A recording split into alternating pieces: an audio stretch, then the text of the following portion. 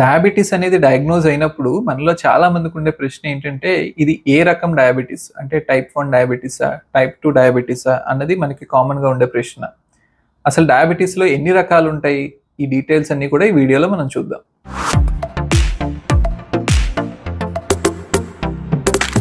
Diabetes అని తెలియగానే మనం ఫస్ట్ తెలుసుకోవాల్సింది అది టైప్ 1 డయాబెటిసా టైప్ 2 డయాబెటిసా అనేది. ఎందుకంటే టైప్ 1 డయాబెటిస్లో డయాబెటిస్ డిటెక్ట్ అయిన డే 1 నుంచి కూడా మనం ఇన్సులిన్తోనే ట్రీట్ చేయాల్సి ఉంటుంది. వీళ్ళకి మెడిసిన్స్ అనేవి పనిచేయవు.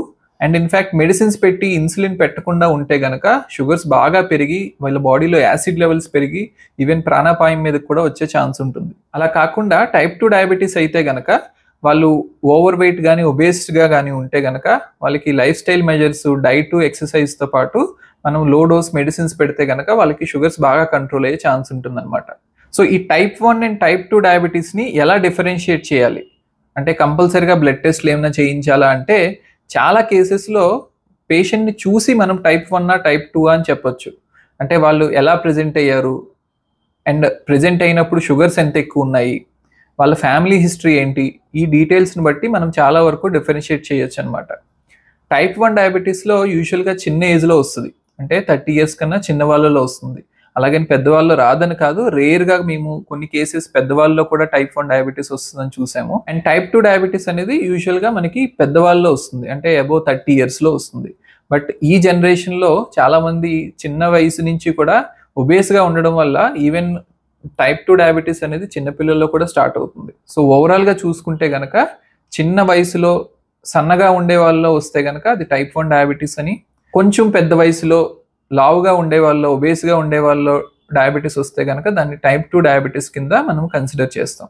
ఇవే కాకుండా టైప్ 1 డయాబెటీస్ వాళ్ళు ఫస్ట్ టైం డయాగ్నోజ్ అయినప్పుడు బాగా యూరిన్ ఎక్కువైపోవడము, దాహం ఎక్కువైడము అండ్ వెయిట్ బాగా తగ్గిపోయి ప్రెజెంట్ అవుతారు. అండ్ ప్రెజెంట్ అయినప్పుడు కూడా వాళ్ళకి 500-600 షుగర్స్ ఉంటాయన్నమాట. కొంతమంది టైప్ 1 డయాబెటీస్ పేషెంట్స్కి ప్రెజెంటేషన్ అప్పుడే బ్లడ్లో షుగర్స్ ఎక్కువ ఉండడంతో పాటు యాసిడ్ లెవెల్స్ కూడా ఎక్కువ ఉంటాయి అన్నమాట. అంటే కీటోన్స్ ఎక్కువగా ఉంటాయి. దీన్నే డయాబెటిక్ కీటోఎసిడోసిస్ అంటారు. వీళ్ళు ఫస్ట్ టైం డయాగ్నోజ్ అయినప్పుడే బాగా ఆయాసం ఎక్కువగా ఉండి యూరిన్ ఎక్కువ అవడము, దాహం ఎక్కువ అవడము అండ్ బాగా డీహైడ్రేట్ అయిపోయి ప్రెజెంట్ అవుతారు. అండ్ ఆ టైంలో వీళ్ళకి ఎక్కువ ఫ్లూయిడ్స్ ఇచ్చి అండ్ ఇన్సులిన్ పెట్టి షుగర్స్ని కంట్రోల్ చేయాల్సి వస్తుంది. టైప్ 1 డయాబెటీస్ వాళ్ళు ఇంత సివియర్గా ఎందుకు ప్రెజెంట్ అవుతారంటే డయాగ్నోస్ అప్పుడే వీళ్ళకి బాడీలో ఇన్సులిన్ లెవెల్స్ బాగా తగ్గిపోయి షుగర్స్ అనేవి ఎక్కువైపోతూ ఉంటాయి. అలా కాకుండా టైప్ 2 డయాబెటీస్ వాళ్ళని చూస్తే కనుక వీళ్ళలో కూడా షుగర్స్ ఎక్కువ ఉండొచ్చు, బట్ వీళ్ళ బాడీలో కొంత ఇన్సులిన్ అయితే ఉంటుంది. ఇన్ఫ్యాక్ట్ మన మిగిలిన వాళ్ళతో కంపేర్ చేస్తే వీళ్ళ బాడీలో ఇన్సులిన్ లెవెల్స్ ఎక్కువ ఉండొచ్చు, బట్ ఆ ఇన్సులిన్ సరిగ్గా పని చేయలేదు. దీన్నే ఇన్సులిన్ రెసిస్టెన్స్ అంటారు.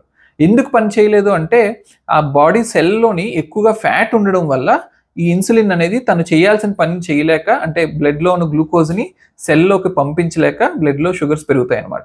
సో టైప్ 1 డయాబెటీస్లో ఇన్సులిన్ లెవెల్స్ కంప్లీట్గా తగ్గిపోవడం వల్ల వస్తుంది. టైప్ 2 డయాబెటీస్లో ఇన్సులిన్ అనేది సరిగ్గా పని చేయకపోవడం వల్ల వస్తుంది. అండ్ ఇంకొకలాగా ఎలా డిఫరెన్షియేట్ చేస్తామంటే టైప్ 1 డయాబెటీస్ ఉన్న వాళ్ళకి జనరల్గా వాళ్ళ ఫ్యామిలీ హిస్టరీలో డయాబెటీస్ ఉండకపోవచ్చు, బట్ టైప్ 2 డయాబెటీస్ ఉన్న వాళ్ళకి జనరల్గా వాళ్ళ గ్రాండ్ పేరెంట్స్ కానీ పేరెంట్స్లో కానీ డయాబెటీస్ అనేది ఉండే ఛాన్స్ ఉంటుంది. సో ఈ రకంగా క్లినికల్గా మనము టైప్ 1 డయాబెటీసా టైప్ 2 డయాబెటీసా అన్నది మనము డిఫరెన్షియేట్ చేస్తాం. కొంతమంది క్లియర్గా టైప్ 1 టైప్ 2 తెలియకుండా మధ్యలో ప్రెజెంట్ అవుతారు. అంటే 300-400 షుగర్స్ ఉంటాయి, మరీ లావుగా ఉండరు, మరీ సన్నగా ఉండరు. ఫ్యామిలీలో ఒకరిద్దరికి డయాబెటీస్ హిస్టరీ ఉంటుంది. వాళ్ళు ప్రెజెంటేషన్ అప్పుడు షుగర్స్ ఎక్కువ ఉన్నాయి కాబట్టి సడన్గా ఎవరో ఒకరు ఇన్సులిన్ పెడతారు, టైప్ 1 డయాబెటీస్ అని లేబుల్ చేస్తారు. బట్ వీళ్ళు టైప్ 1 టైప్ 2 అని ఎలా డిఫరెన్షియేట్ చేయొచ్చు అంటే మనం కొన్ని బ్లడ్ టెస్ట్లు చేసి టైప్ 1 టైప్ 2 అని చెప్పొచ్చు.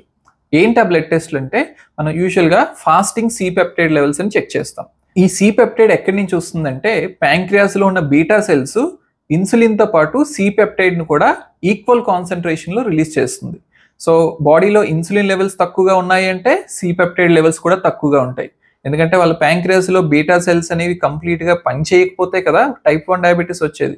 సో కాబట్టి వాళ్ళ బాడీలో ఇన్సులిన్ లెవెల్స్ తక్కువగా ఉంటే C-పెప్టైడ్ లెవెల్స్ కూడా తక్కువగానే ఉంటాయి. ఈ ఫాస్టింగ్ C-పెప్టైడ్ లెవెల్స్ అనేవి 0.5 నానోగ్రామ్/ml కన్నా తక్కువగా ఉంటే కనుక వాళ్ళని క్లియర్గా టైప్ 1 డయాబెటీస్ అని లేబుల్ చేస్తాము. వాళ్ళకి ఓన్లీ ఇన్సులిన్తోనే ట్రీట్ చేయాల్సి వస్తుంది అనమాట. ఈ C-పెప్టైడ్ లెవెల్స్ ఎప్పుడు చెక్ చేయాలి అంటే యూజువల్గా మనము over night around 8 to 10 hours ఫాస్టింగ్లో ఉన్నప్పుడు మనం చెక్ చేయాలి. అండ్ ఎప్పుడు కూడా షుగర్స్ బాగా కంట్రోల్గా ఉన్న తర్వాత మాత్రమే చెక్ చేయాలి. అంటే మీరు హై షుగర్స్ వచ్చినప్పుడు చెక్ చేస్తే కనుక ఖచ్చితంగా అందరికీ ఫాస్టింగ్ C-పెప్టైడ్ లెవెల్స్ తక్కువగానే ఉంటాయి. దానివల్ల అన్నెసరీగా పేషెంట్ని టైప్ 1 డయాబెటీస్ అని లేబుల్ చేయాల్సి వస్తుంది అనమాట. సో కాబట్టి ట్రీట్మెంట్ పెట్టి ఎదర్ ఇన్సులిన్ కానీ టాబ్లెట్స్ కానీ ట్రీట్మెంట్ పెట్టిన తర్వాత షుగర్స్ బాగా కంట్రోల్ అయిన తర్వాత ఫాస్టింగ్ షుగర్స్ 150 బిలో వచ్చిన తర్వాత మాత్రమే ఈ C-పెప్టైడ్ లెవెల్స్ని మెజర్ చేసి ఆ C-పెప్టైడ్ లెవెల్స్ అనేవి మనకి 0.5 నానోగ్రామ్/ml కన్నా తక్కువగా ఉంటే కనుక అప్పుడు మనం దాన్ని టైప్ 1 డయాబెటీస్ అని లేబుల్ చేస్తాం.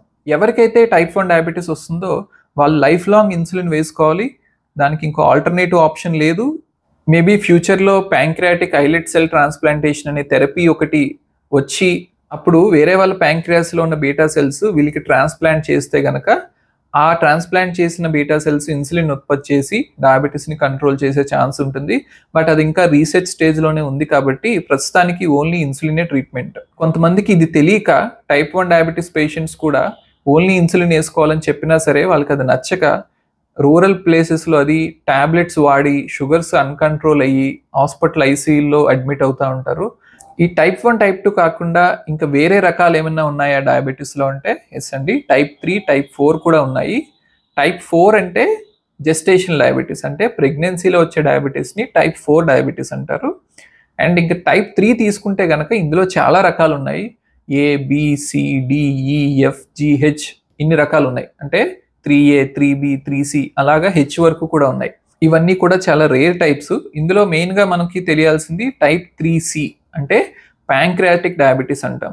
ఈ ప్యాంక్రియాటిక్ డయాబెటీస్లో ప్యాంక్రియాస్ యొక్క డిసీజెస్ వల్ల, అంటే కొంతమంది ఆల్కహాల్ తాగి ప్యాంక్రియాస్ డ్యామేజ్ అవ్వచ్చు, కొంతమందికి ప్యాంక్రియాస్ తీసేయడం వల్ల వచ్చే డయాబెటీస్ అవ్వచ్చు, అండ్ కొంతమందికి వేరే వేరే కారణాల వల్ల ప్యాంక్రియాస్ డ్యామేజ్ అయ్యి సో ప్యాంక్రియాస్లో ఉన్న బీటా సెల్స్ అంటే ఇన్సులిన్ ప్రొడ్యూసింగ్ సెల్స్ బాగా తగ్గిపోయి వచ్చే డయాబెటీస్ ఉండొచ్చు. సో ఇవి మేజర్ టైప్స్ ఆఫ్ డయాబెటీస్. అంటే టైప్ 1 అంటే కంప్లీట్గా ఇన్సులిన్ డిపెండెంట్ డయాబెటీస్, టైప్ 2 అంటే ఇన్సులిన్ రెసిస్టెన్స్ వల్ల వచ్చే డయాబెటీస్, టైప్ 3లో చాలా రకాలు ఉన్నాయి. జెనెటిక్ సిండ్రోమ్స్ కానీ ఇలా ప్యాంక్రియాస్ డ్యామేజ్ వల్ల వచ్చే డయాబెటీస్ కానీ, డ్రగ్స్ వల్ల వచ్చే డయాబెటీస్ కానీ, అండ్ కొన్ని సిండ్రోమ్స్ వల్ల వచ్చే డయాబెటీస్ కానీ, అండ్ టైప్ 4 అంటే ప్రెగ్నెన్సీలో వచ్చే డయాబెటీస్. సో ఒకవేళ మీకు వచ్చే డయాబెటీస్ ఏ టైపో మీకు తెలియకపోతే కనుక మిమ్మల్ని ట్రీట్ చేసే డాక్టర్ని అడిగి తెలుసుకోండి. అండ్ టైప్ 1 డయాబెటీస్ వస్తే కనుక ఎట్టి పరిస్థితుల్లో కూడా మీరు ఇన్సులిన్ ఆపొద్దు.